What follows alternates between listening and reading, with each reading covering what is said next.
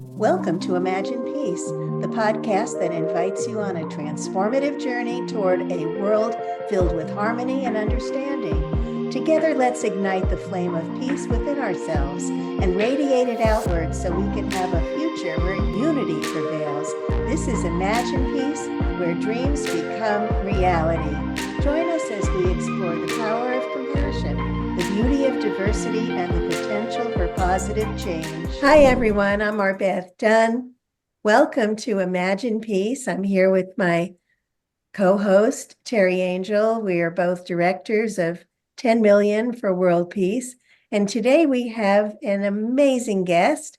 We have Elizabeth Jean Olivia Gagnon, who is otherwise known as Miss Liz.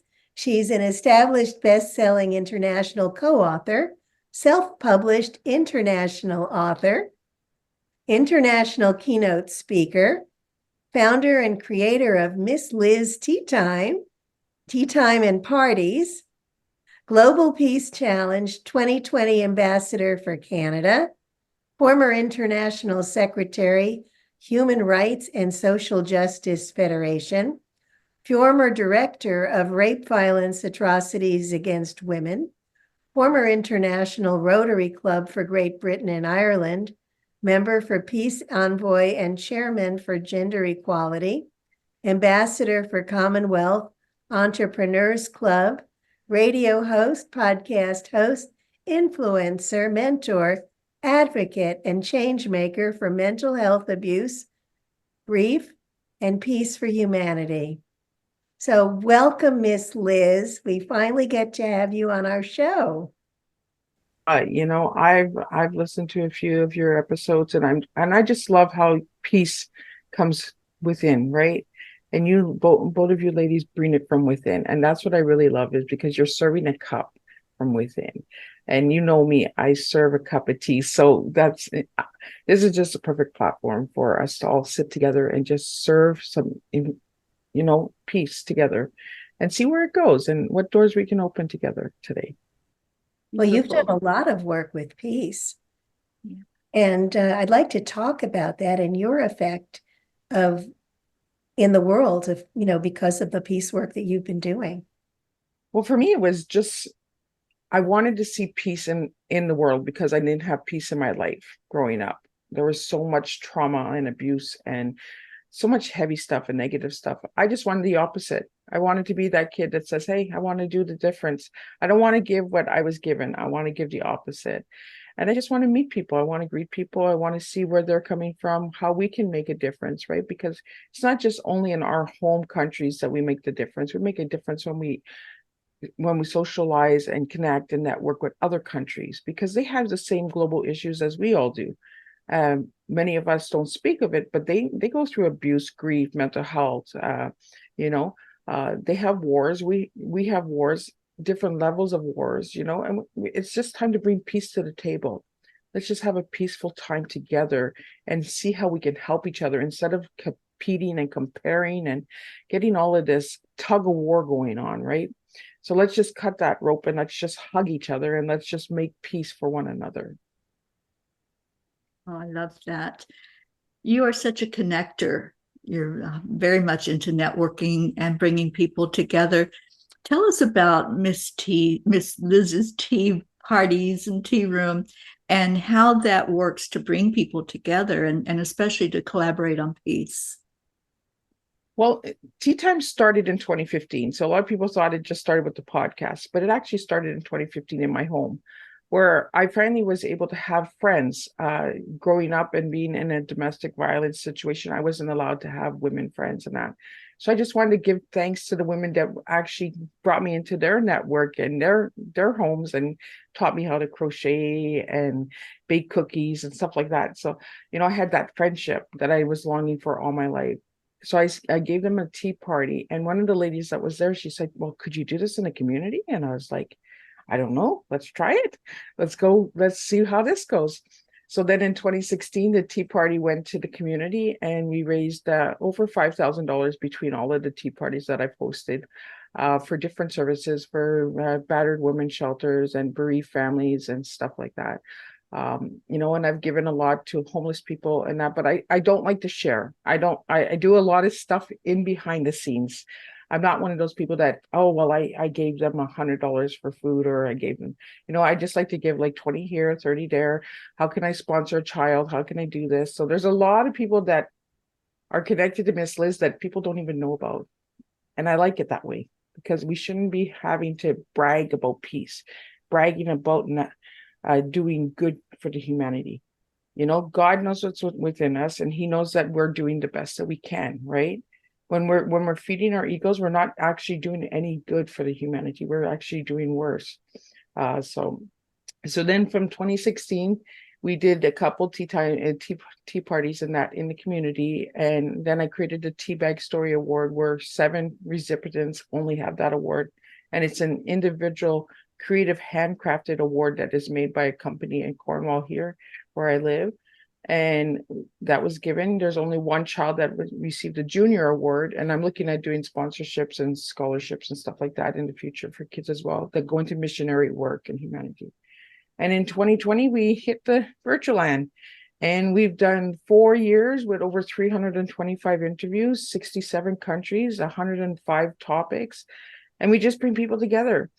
And I noticed that nobody was bringing people back together. They were having all these interviews and all these incredible podcasts and topics, but they weren't bringing their guests together. They weren't collaborating. They weren't connecting. So I was like, hey, let's do something different. Let's do different and get different results. So what I did is I started the reunion tea time at the end of the year, bring back all the guests, invite everyone. And because it's so close to Christmas, I do realize that it's, with family and gatherings and traveling and all that. So it's not mandatory. It's if you can make it, you come and you get to see who else was on tea time. And who knows, it might open a door for collaboration, connection. It might give you a Christmas gift to buy, because some of the guests that I've had on, they've written incredible books, children's books, adults books, horror books. We do all genres, right? We do everything on tea time. And then there's incredible services and programs and other podcasts that you can be on. I don't keep all of my little babies to myself. I share them with the world, right? So, and that's what I do. And reunion for me, my gift is just seeing everybody come together. That's my gift, because I see that without them coming and having a cup of tea with me, these people would not know of each other. And then I realized that some of the guests know each other. So it's kind of like, hey, how did you get on tea time? How do you know this? So you know what I mean? So it's kind of like a lot of fun. It's a lot of good reunion. It's a big reunion. It's a big, big, joyful cup of tea. And for me, tea is not the beverage. It's the teaching, educational awareness that we all can make a difference. So when people come on tea time, they're like, Miss Liz, I don't even drink tea. I'm like, you don't have to drink tea. You can drink water, you can drink wine, you can have a coffee, have a glass of juice, have what's within you, because we're actually serving you. We're not serving the beverage. Does Miss Liz have the tea? Of course I have the tea, right? Like I drink the tea. But sometimes in that cup, it's not tea, it's water, it's juice, it's coffee. That's why I tell people, some days I don't feel like drinking a cup of tea. Like I feel like having something different. So it's okay to be different, it's okay to be real and raw and transparent and say, you know what, I have these ups and downs.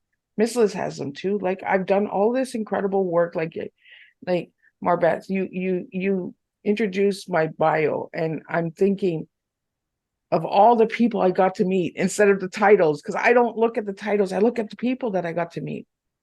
By being able to do those things and have those opportunities, I got to meet some really incredible people from across the globe. Well, that's wonderful. Is that what you call the tea of life? And that's what my grandma gave me. My grandma's back there, and she gave it to me at the age of 4. And Miss Liz was the name that she called me. She always called me Miss Liz, come here. And I'd be like, oh, I'm in trouble. what's coming here? But she actually, at the age of 4, she knew I was going to have a hard life, because she knew of the family situation and all of that, because of the upbringing, right? It just carried on from generation to generation. The abuse, the addictions, and all of the heavy stuff just carried on. There was nobody to break that cycle. And I'm that cycle breaker. So I get a lot of people in my family, why did you have to tell on us? Why did you have to share that? What happens behind closed doors, keep it there. Well, you know what? My door is open. My heart is open. So it's going to be in the open. If you wanted me to write and tell and share about you nicer, then you should have been nicer. It's as simple as that. So is that the tea of life? Because I was a little confused as to what it was. Yeah, the tea of life is what we serve from within, right? Why we do what we do. You know, Beautiful. why are we drawn to certain things and other people aren't? Not everybody is drawn to tea time, and that's okay, because it's not meant for everybody. It's meant for the ones that want to collaborate. It's meant for the ones that want to connect. And the ones that actually say, you know what? I think she gets it. She understands because she's been through it. And I always have people on tea time that have resonated with me in my story as well. So if they've gone through abuse and they've overcome it, I want you on tea time. If you've gone through grief, I want you on tea time. If you've been a peace ambassador, I want you because I've lived it. You know, I don't want to do things that I don't know and can't speak on. But I have those odd teas that come to my table and I say, oh, give me a chance. Let me learn from you. Let me see why I'm not understanding, or why this is not like my cup of tea, right? But they still come to my platform. And at the end of it, I realize that we too have to learn and grow out of our comfort zones and have things that sometimes are like, oh, I don't know if I want that. You know, because that's how life is, right? We have these ups and downs and roller coasters, and we're like, oh, why is this happening to me? You know, so we have to keep that door open. We have to be open-minded to seeing different things. That doesn't mean that we allow negative and bad things to our tables, but it gives us the opportunity to say, I'm going to give you a chance. Prove me wrong. So beautiful. So I know that you are a peace ambassador, and there is an organization I think that you're connected with that is Global Peace Ambassadors. Tell us about that. Yeah, the Global Peace Project started in 2020 with Tom Connors. He's kind of like my second husband now. We will all stay connected, right? And we just had the reunion for the Peace Ambassadors. The project officially closed in 2021. There was just too many things going, right? Too many different directions. But we have been put into a time capsule at the Peace Abbey, and that'll be open in 100 years from now. How that project was. But it brought 60 individuals, all walks of life, together from different countries. And we got to work together and get to understand why people are the way they are, why the traditions are the way they are. You know, it was an incredible time. Tom actually started the route of peace.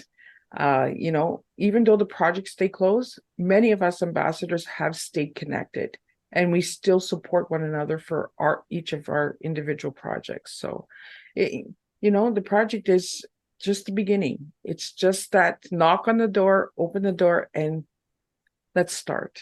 So, Okay. So let's talk a little about humanity. Such a broad topic. And I know that was something that you wanted to talk about. So, what are your thoughts about humanity? Are we good? I honestly, Marbeth, I am scared for humanity. I am really scared because we're not speaking to each other. We're speaking to each other. Not, you know, we're not listening to really listen to hear what's going on in the world. We're going on defense right away. You know, there's so many countries that are fighting that have been brothers and sisters, families, just because of two different countries, you know, but that family was, one was from Russia, one was from, you know, Ukraine, you know, Israel and Palestine. Like the countries are being divided because no one is actually taking care of humanity. Everyone is just about the power. What can we gain? What can we take? What can we do? You know, the corruption. And that's why I speak about humanity, because we need to start listening to one another. We need to start hearing the voices. And the voices that they're taking away are the voices of the children. We need to start watching the children. and hearing the children's voices. And that's where the humanity lies, is in the future generation. And if we start silencing all of these children up, we have no future. We have no humanity. Yeah, that's very, very true. We do need to focus on the children. So let's talk a little bit about meditation, because our project is about meditating for world peace. And do you think that it's possible for us to have world peace?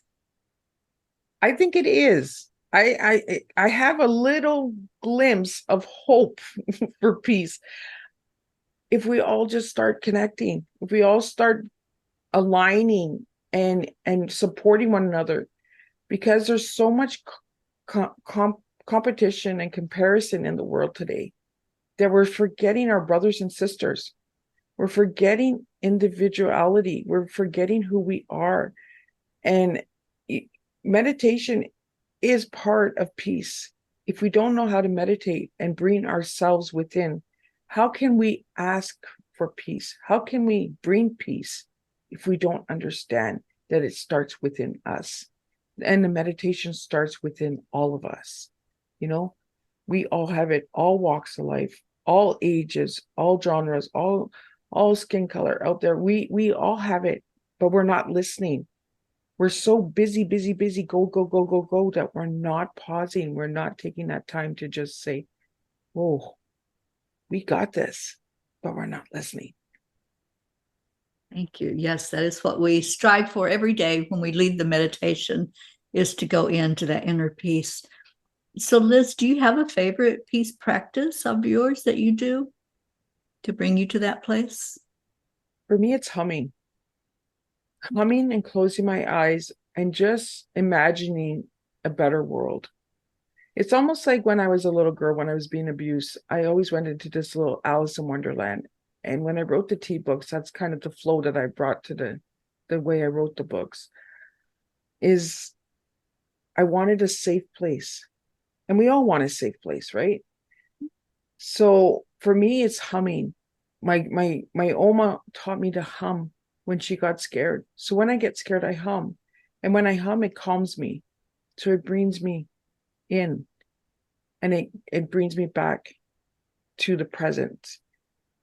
Because when I get too scared, then I rock. Then I start to rock. Then I start to tap, and tapping helps away too. But sometimes the tapping gets me, it frustrates me. I don't know if I'm tapping too hard or if I'm tapping not hard, so the humming is what I use to meditate. But I can't meditate 100%. That 1% does not come. I can meditate to 99%, but that 1% is don't let go.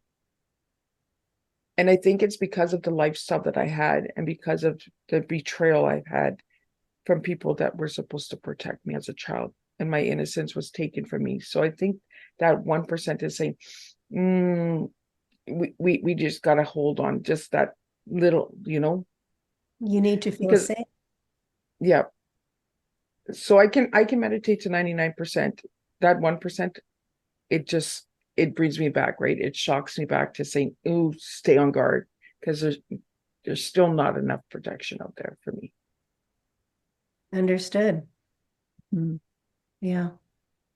So thank you so much, Miss Liz. You are amazing. You've accomplished so much, and you're doing so much for the world.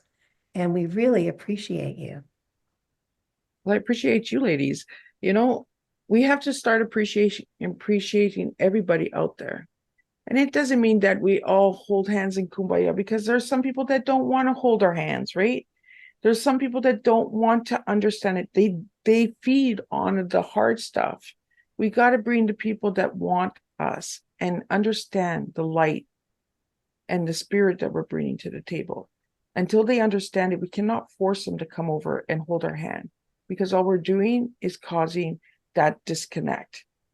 Because they're saying, oh yeah, I'll hold your hand, but I really don't want to hold your hand, So we really got to just let them come when they're ready, when it's time. And that's what I do, is I just let everybody come when it's time, and tea time is when they come. So, and then we see where it goes from there. And sometimes, it's just that 1 hour of listening to somebody and saying, you know what, I got I got something from that. So thank you. Thank you. And how can people reach out to you? How can they find you? Well, I'm on all social media platforms. So all of those: Facebook, Instagram, Twitter, LinkedIn, Alignable, all of those places, Rumble. I try to get on as many different places as I can so that people can have a different see of me, because Miss Liz is different in different areas. Some days you'll get my up, some days you'll get my down, some days you'll get my, oh my God, are we doing this again? You know, we have those days, right? And I like to be very transparent. And I like to say, you know what? Miss Liz is human too. I'm not this little pretty rose that just blossoms. I had a seed, I had a thorn, I had the vine too, and I had the dirt that I had to sit in. And that's what we have to do, is we just need to put ourselves in different locations. Some places Facebook is good, some places Instagram is good, some is TikTok, you know, but you can find me. The easiest way to find me, ladies, is on my website, is www.misslizsteatimes.com. You find everything good there. You can check out Miss Liz's Tea Time with Miss Liz, my link tree, all of those places like that. And if you can't find me, you're not looking for me, and that's okay. Thank you, Miss Liz. You totally rock. And it's been really a pleasure and an honor to have you on our show. Well, it's been an honor having you guys. And it was an honor having Terry on my tea time, because we have to open those doors. We have to be open to different messages and different blessings. And Marbeth, I'm looking at you and I see this beautiful grin and smile. And a lot of people will tell me, Miss Liz, you don't smile enough. Well, Miss Liz tries to smile, but I have nerve damage in my face. So sometimes I can't. My muscles tighten up in that. And I just love that you're both smiling right now, and you're both glimmering, you're both glowing. And that's what we need to do, right? Is we need to glow. We need to shine and say, these ladies are beautiful, and they opened their door to me. So I'm very grateful and appreciative of the opportunity. Each time I come on a different platform, I like to say, you know what, thank you. Just thank you for giving me space, because without making space for me, I can't get out there, right? I can't spill and I can't make a mess. And that's what I do, is I just make a mess in a different way. Oh, I love you, Miss Liz. Thank you so much for being with us today. But I feel like I'm blessed with two angels right now. And I feel like my grandma passed away on the 28th of November. And I feel like my grandma is telling me, you keep going, girl. Right? You keep running that race, because that's what she used to tell me. Because I used to say, well, Grandma, why are they so nasty? Why are they so, the rest of the family? And she said, sweetheart, just run your race. You run your race. You do your race. And I feel that she blesses me and connects me with people that I need to be connected to. I have my Oma that gave me the tea at 4, and I have my Oma, my grandma from my dad's side, that always just told me, sweetheart, just run, and you win that race.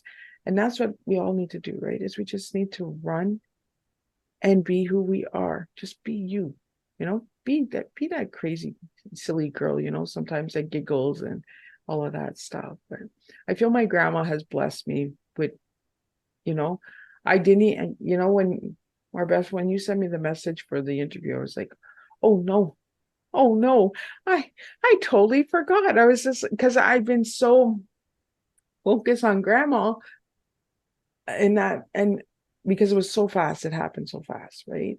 Well, this was perfect. And I was just like, this is what I needed, because grandma was taking me out of that's, I'm still with you, girl. I'm not here in the living, but I'm still with you. And I think, Marbeth, it was perfect timing that I got that message, because I was just like having that moment, crying in that, like, how do I do this? Because my grandma was my hero. She was 97 and she was my best friend. And she's gone now, but she's still here, because she gives me beautiful people like you guys. That says, and she loves you, because love never dies. That's right. And she'll continue to guide you and be your best friend. So I think that's, and that's the peace of knowing that you can carry on when it's hard. Yeah. And I think that's what we all need to do, right?